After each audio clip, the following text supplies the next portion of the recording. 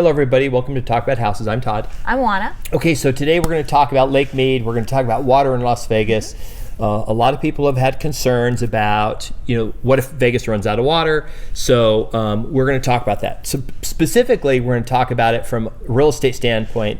We're not, hydrological engineers or anything like that. Okay, Juana. So first of all, I've got a bunch of charts I'm going to show you that came from Southern Nevada Water Company, the Water Authority, which is who manages our portion of the lake that we get. We're going to talk about that. What are the three uses of the Colorado River and Lake Mead for us in Las Vegas? The three big uses. Right, so the three big uses are pretty straightforward. What you would think, one is use by people in their homes, businesses, that sort of thing, so people use.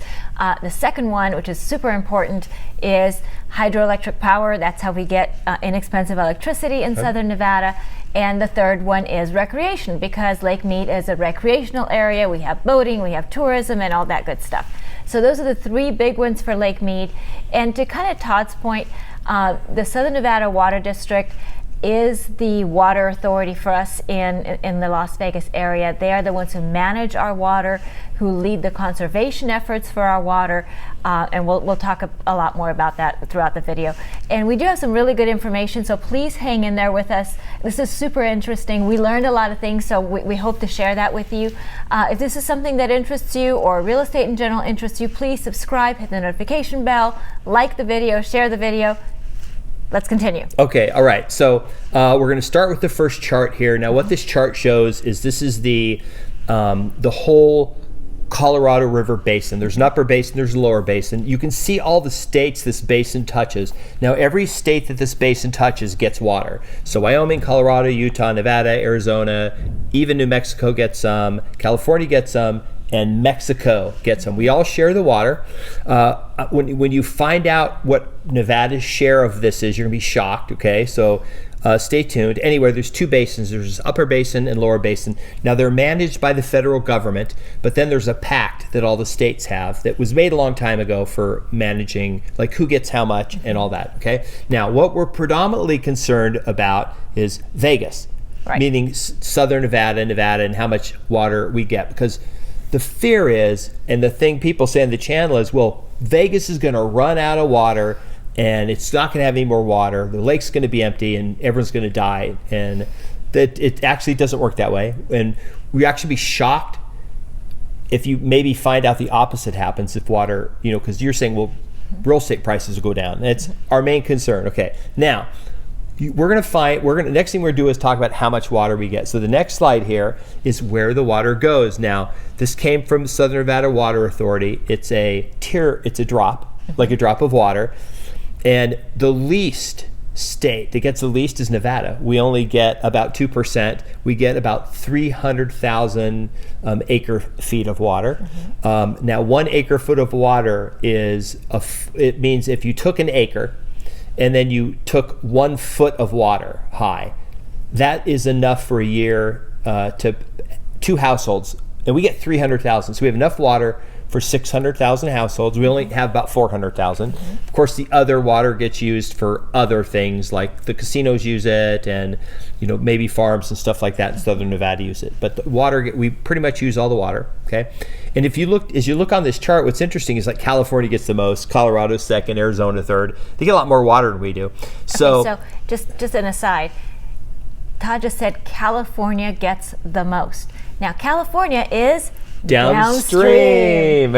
So we know that California has its ways of getting things that it wants, and we know California is more populous than we are. So kind of think about that as the video goes along, that they are past us. So in order for them to get water, we have to get water first. Okay, so let's stay with us. Actually, you can be surprised when we go through this, because there's almost zero chance we can run out. And so we're gonna go into this in more detail, but we don't need that much water. That Colorado River, if we just sucked off 2% and let the other 98% go downstream, we'd be pretty much completely fine, right? We'd be golden. So we don't really, it's not like people, I think because the lake is right by Vegas, they think that's all ours. It's not all ours. Like, we really don't get it. Okay, but we're going to go into this in detail. Okay, so now, the thing to remember is that we also get water from other sources. We do have well water. You don't think of it, but we do have well water.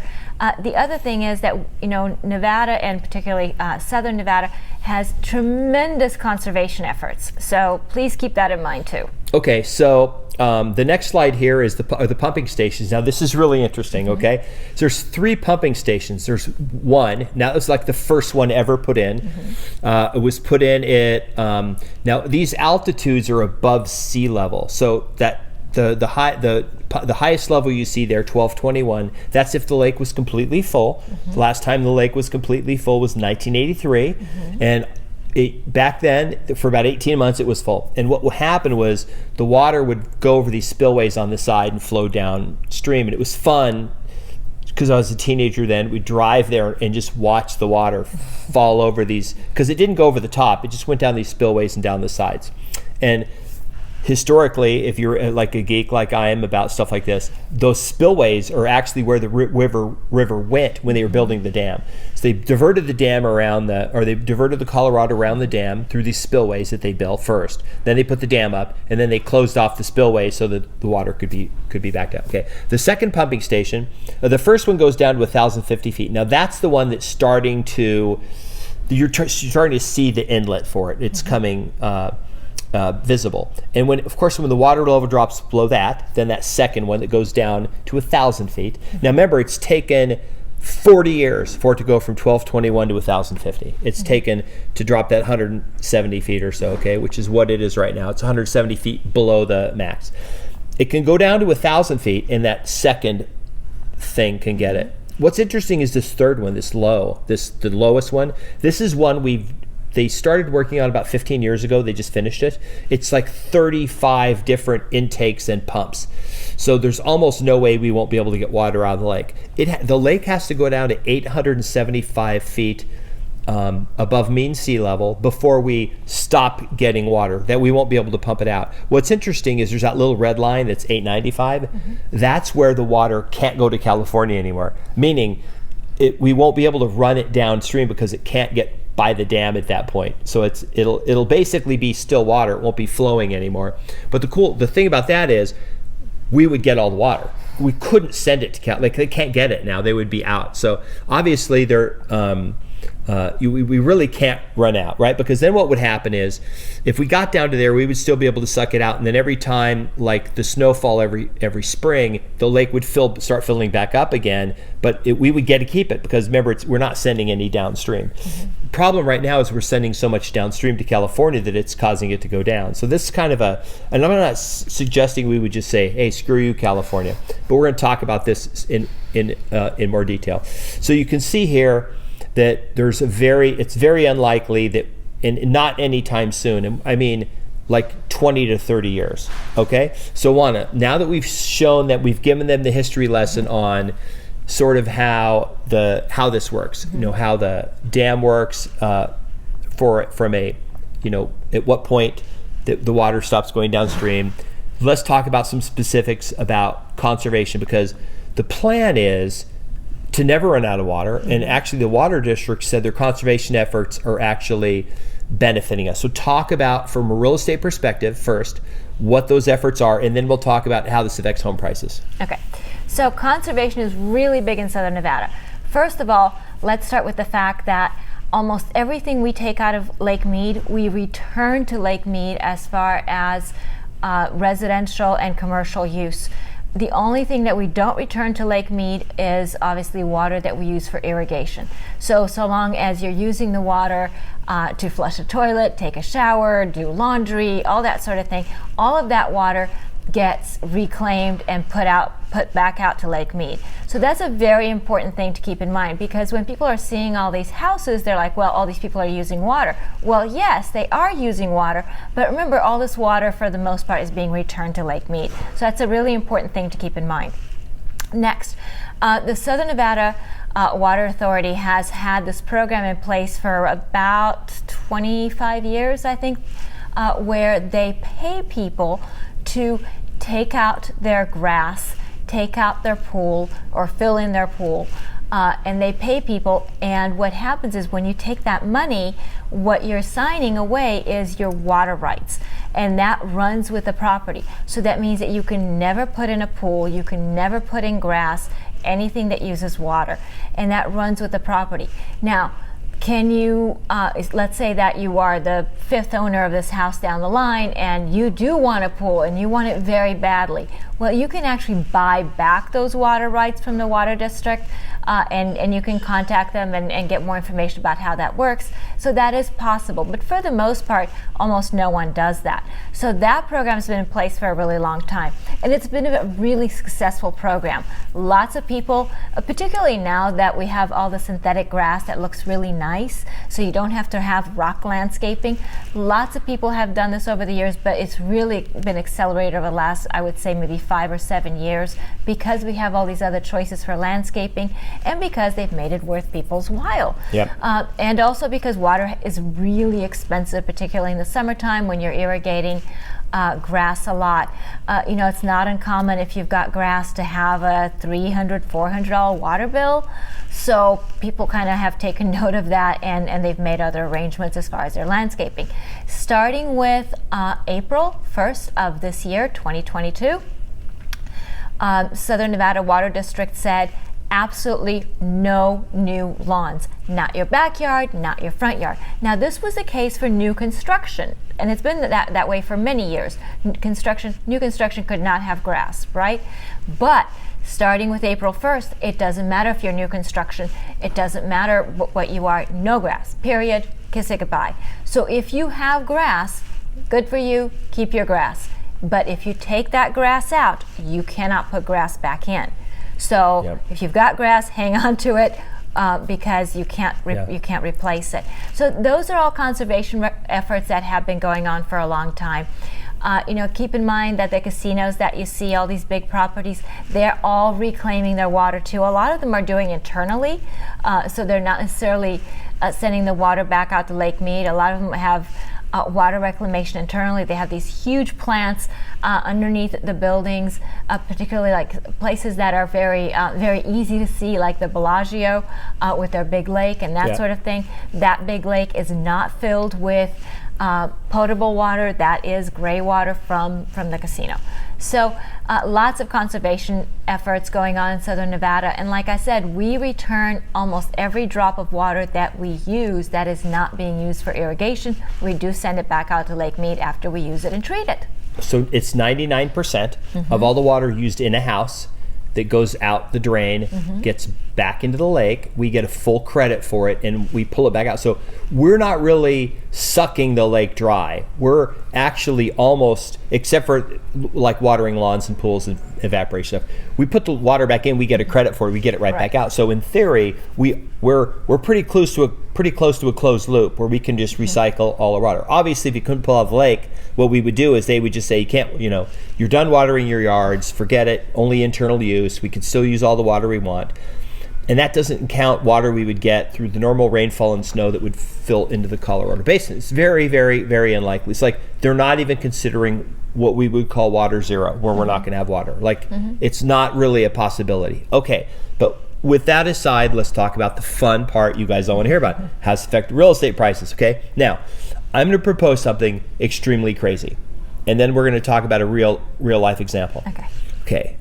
That if Lake Mead let's say that there was this freak of nature from climate change, and it just snowed like crazy for like 5 years in a row, and it rained, and the lake literally filled up again, and it started flooding over the thing. Okay, what if I told you that would actually make prices in Vegas, home prices, go down? And this is why. Okay, supply and demand. Now, one of the senators in Nevada has a plan to add. She wants to have 800,000 more people living in Vegas in the next 20 years. And to do that, she's asking the federal government to release 72,000 acres of land for construction. Now, to be sold to builders through truck. Now, Okay, so for a minute. Okay. So if you've watched this channel before, you understand. But if you haven't, let me explain it real quick. All the vacant land that you see around Las Vegas is owned by the federal government. That's why we can't just build, to our heart's content, because all that land is owned by the federal government, and the federal government has to sell it to the builders. And that's what this senator is proposing, is the federal government selling that land to builders to build lots of homes. Okay, continue. The only state that has more federal land than Nevada is Alaska. Like we have the government, the federal government owns over 90% of the state of Nevada. So what happens is when you're like flying over and you see the dirt areas, that's federal government land. The federal government has to agree to sell it. So if we get to a point where we start, like water gets really bad, they're not going to sell any more land. So think about this: the lake fills up. They dump a whole bunch of open land for builders. Builders start building more houses, and overbuilding potentially, and home prices could go down, right? But think about this: if the lake gets really bad, they're just going to say, hey, no more building. Like, you're done building houses. We don't want more people here. If that happens, home prices are going to skyrocket. So it's counterintuitive, but what's likely to happen is it's likely to what you think is going to happen is not likely what's going to happen. It's not like, oh my God, Vegas is running out of water, it's just going to go away. It's not going to go away. We can recycle the water and reuse it. And of course, we just talked about this. If it gets really bad, they'll just stop building. That would actually cause home prices to skyrocket. Places like Boulder, Colorado, where they have zero growth, it's super expensive there, right? Or like Coronado Island, San Diego, because they can't build anymore because they're on an island. Hawaii is a good example, right? Right, Lake Tahoe. So Incline Village, Lake Tahoe, if you're familiar with that area, they've had very limited growth for a very long time, and prices there have done nothing but go up. So there are lots of places that we can give that example throughout the country where there's a limit on the building permits, whether it's geographical like Coronado Island, or whether it's for conservation purposes like Lake Tahoe, and prices there have done nothing but go up because there is limited supply and the demand continues. Okay, so we just want to make the point. We want to give you like a brief idea, and some of the key points we'll go over. We only need 2% of the river, of the whole basin. We don't need the whole thing. We don't suck the whole thing dry. It's not like we've sucked it dry. That it's not the case. It's going downstream. It's going to all these other states. We can reuse it. We get to a point where only we can pull it out because California and most of those other states are getting it. Arizona get it downstream. They suck it out down there, and we'll be able to keep pulling it out, even and more than we need. So we're not running out. Conservation efforts, meaning no new lawns, the money being paid to people to take out their lawns or fill in their pools or whatever. We're fine. Like Vegas is fine. Like it's not dire. Cape Town, South Africa, literally went to almost within a week of running it completely out of water. Their water rationing was so strict, they were restricting people to 10% of their normal use. Literally, it's just drinking water. They didn't want people showering, watering lawns. They almost ran out of water a couple years ago. You can Google Cape Town water zero. Guess what? Home prices didn't collapse. The market didn't. No one left. Nothing. Vegas is not going to go away. Vegas is an important part of Nevada. Of course, there's a lot of people there, and the federal government, and they're not just going to let it go away. And this is all being managed. So, I don't see any way this affects real estate in a negative way. It only could affect real estate, making it more expensive if it does really keep going down. Right, and as far as the hydroelectric power, I think that is a concern. It's a legitimate concern because we do get a lot of electricity out of Hoover Dam.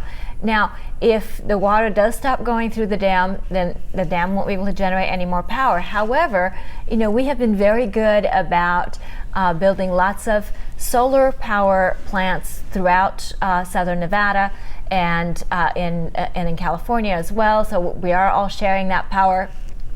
Solar is extremely popular as far as solar roofs throughout southern Nevada. So all of that is helping to take some of the pressure off Hoover Dam as far as the power that's being generated there. So by the time Hoover Dam might not generate much power, any power, the amount of solar power that we're generating would probably be hopefully sufficient to keep all the bright lights on in Las Vegas. And then the other thing too that's happening is we probably lead the nation in solar on roofs. Everyone's getting solar on their roofs. The casinos all are solar powered. There's solar farms all over the place that Nevada Energy is managing. So, I mean, Las Vegas is we're way ahead of the curve with water reclamation and with water conservation and with electricity and solar. Of course, we have more Teslas being driven in Las Vegas than any other city per capita. They're everywhere we go in Vegas. Everyone is driving a bunch of Teslas. We've seen a couple in our garage here and there, so we know a lot about Teslas and electric vehicles. So, Vegas is really built to withstand about anything. So, the people who have commented and said, "Oh my God, you're gonna run out of water," come on. We probably would get hit by a meteor before we ran out of water. We'd probably have a hurricane or like a tornado or something, or hurricane would probably hit us before we run out of water. And we can't really get it. Well, we can get a hurricane. We had one that hit. It came up the Gulf of California and kind of just turned into a big storm a long time ago. So, kind of going back to hydroelectric power, to kind of give you an idea, the casinos are actually off the grid. They actually generate their own power. They have their own solar farms out there. So there's a lot of there are a lot of moving parts to this.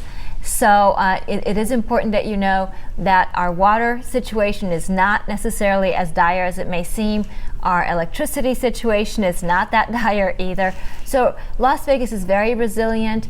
As far as, I'm not a huge fan of government, but in this case, they've been very much on the forefront of planning and conservation, and it's really made a big difference as far as allowing Las Vegas to thrive and planning for Las Vegas to thrive into the future. Okay, if you like the video, please share it, hit the notification bell, and leave us your comment, and what else? Share the video, and we'll see you on the next video. Bye. Bye.